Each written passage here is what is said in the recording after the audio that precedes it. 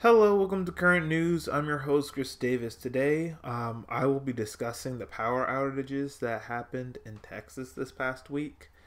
So, it's not a secret. Texas has been in the news all of last week. Other states have had power outages, but it hasn't been nowhere as bad as Texas.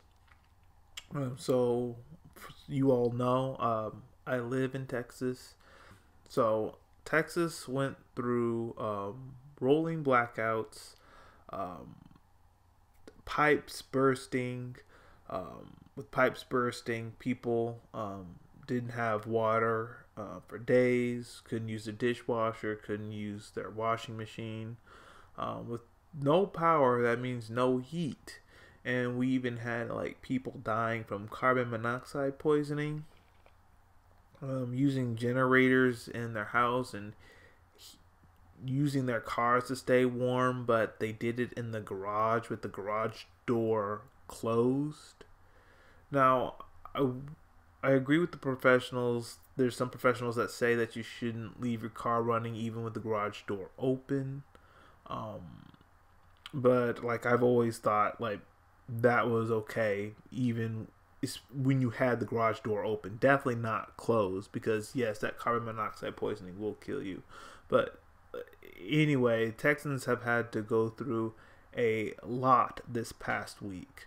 Um, but how did this all happen? Like, who's really to blame? Through this whole scandal, you've seen the governor and um, ERCOT. You've seen them pointing fingers at each other. Who is to blame for this incident? So you all have heard about the organization ERCOT. So they stand for Electric Reliability of Texas. Their job is managing the electrical grid in Texas. They told the governor of Texas, Gregg Abbott, that they were ready for the winter storm, 5 days ahead of when it hit. Um, their version of being ready was telling the utility companies that, hey, a winter storm's coming, hey, so be ready. However, when the storm hit this past Monday, while they were managing the electrical grid in Texas, they saw the demand in power spiked and their supply dropped. The power supply dropped because all of the energy resources in Texas that Texas uses, those energy resources, those equipment, they froze. So the rigs, the turbines, they froze, and therefore power couldn't be delivered to people's homes. The CEO of ERCOT, Bill Magness, said that they had to do the rolling blackouts. Otherwise, the whole state would be without power for months.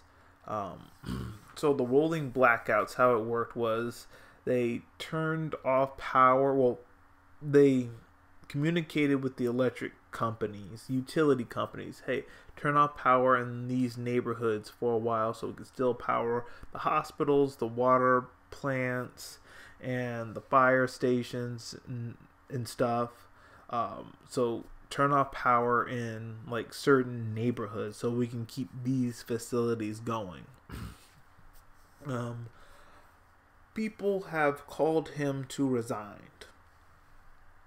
However, if you think for a second that all the blame falls on ERCOT and Bill Magness and how they manage the power, I say that you are wrong.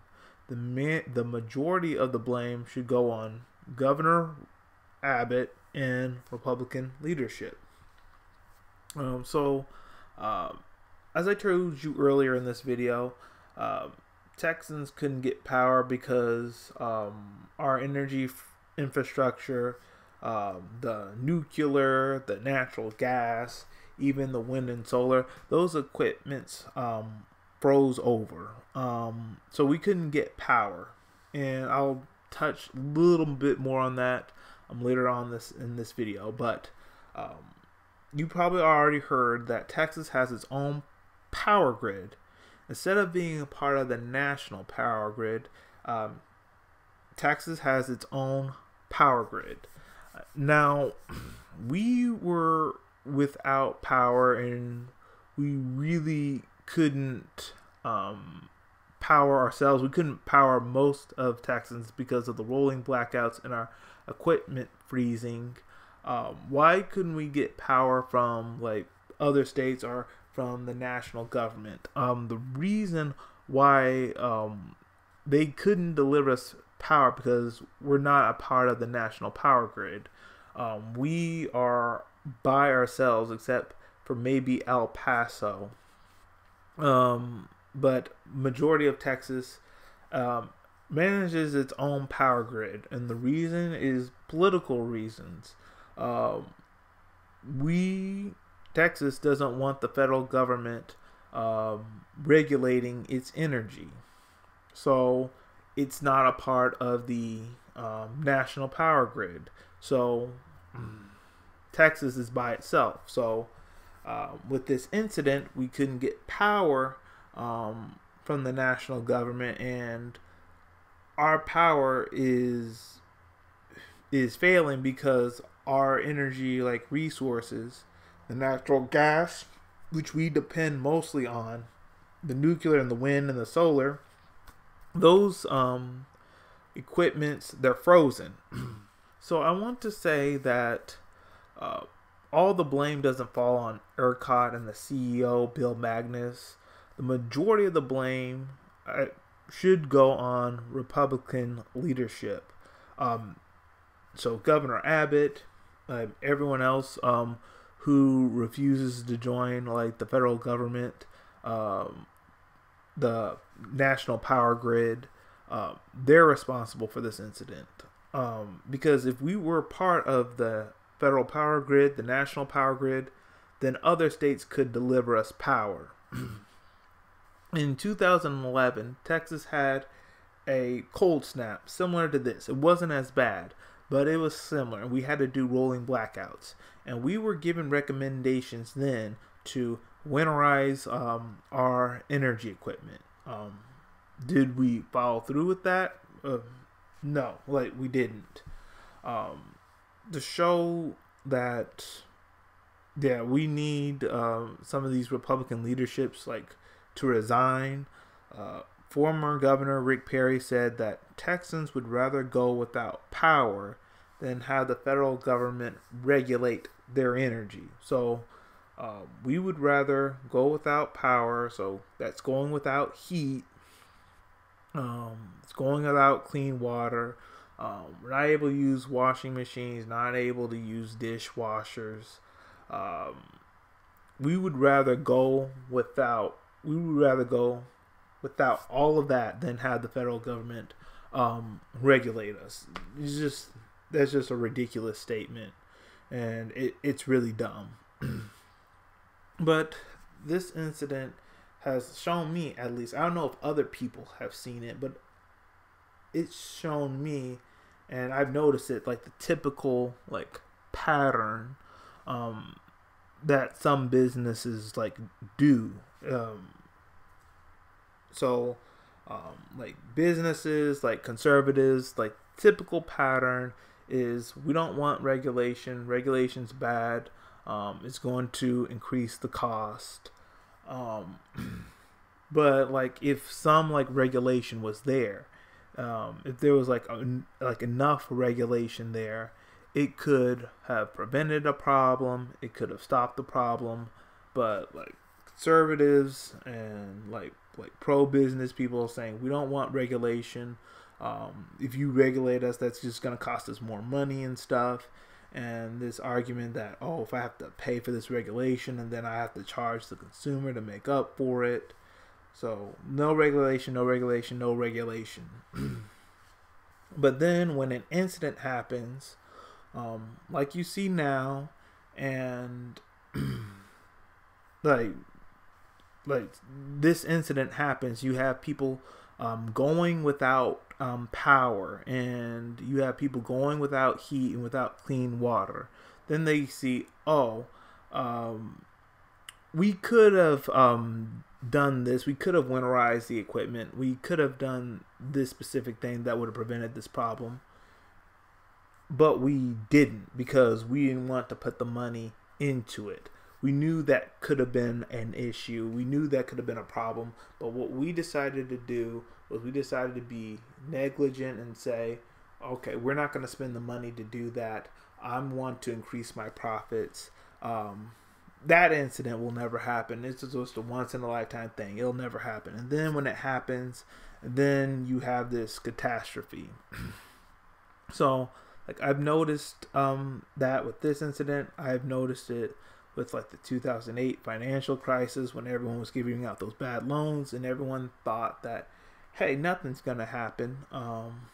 It's not gonna catch up with me, and then it did. And then like the public were the ones who had to pay the price for it, figuratively and literally. So with this incident, I hope it shows that we do need more regulation, because if you leave it up to these like businesses, if you leave it completely up to them, they're not gonna look out for like the best interest of the people. They're gonna just think about the profits and then say, oh, this regulation that they want me to do, it's superfluous. That incident will never happen. Then it happens, and then you're not prepared, and then something like this happens. So some regulation, and I was regulation in general, makes sense. And also I want to mention that with Texans getting power back, not everyone has their power back, but with some Texans getting their power back, they're now having a very high energy or electric bill that they have to deal with. So you can add that to the list of problems that Texas has to deal with. And I just think that the CEO of ERCOT, Bill Magness, they're just trying to scapegoat him, saying it's his fault. ERCOT was supposed to manage the electrical grid. Yeah, they manage the electrical grid, but it's Republican leadership that says we don't want to be part of the national power grid, because then we would have to follow regulations that could have not only prevented the incident, but also if it happened, we could still get power. But we couldn't get power from anyone because you're not connected to the national power grid. You're by yourself. So the majority of the blame should go on Governor Abbott and other Republican leadership. It's their fault. Don't even get me started on Ted Cruz. That deserves really its own video. Okay. If you liked what I had to share, please hit the like button, hit subscribe, share this video with all your friends, and all of you have a great day.